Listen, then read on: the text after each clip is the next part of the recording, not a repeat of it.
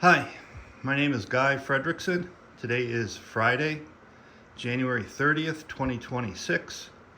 And this is a quick update on the engine for the Chris-Craft. In the previous video, I explained how I was trying to mount the engine block onto the new stand I got from Harbor Freight, and I discovered the key was missing between the shaft and this gear. So I ordered a new key, came in this week, so everything's reassembled. So I really like this engine stand. It's much safer to rotate the engine block. The other one, you had to pull a pin and then manhandle the engine block and rotate it, and then put the pin back in place. So this is much safer.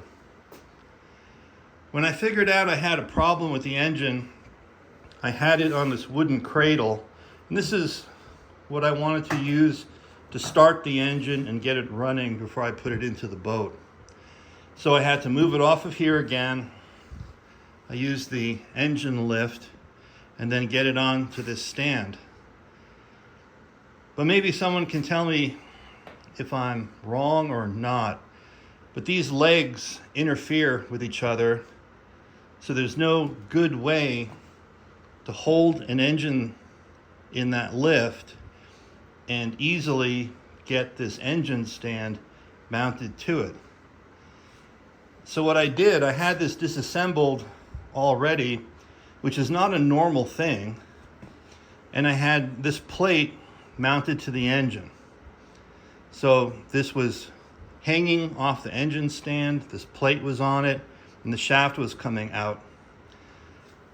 So I lifted the engine block up high enough so I could lift this stand onto that shaft and get it buttoned up.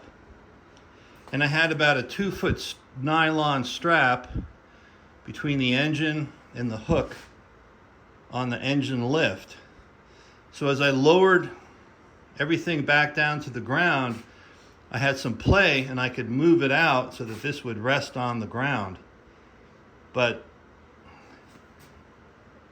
it just seems it should be designed so you don't have to do that. I hope I explained myself well enough. So these legs interfered with those two legs when they were laid out on the ground. Again, if I'm doing something wrong, someone please let me know. I'd appreciate it. But anyway, back on track. So now I have to take part of this engine apart again to shave off a little more aluminum from the inside of the oil pan so that the crank doesn't interfere with the oil pan. All right, that's where I'm at. Hey, thank you very much for watching. I'll talk to you later. Bye.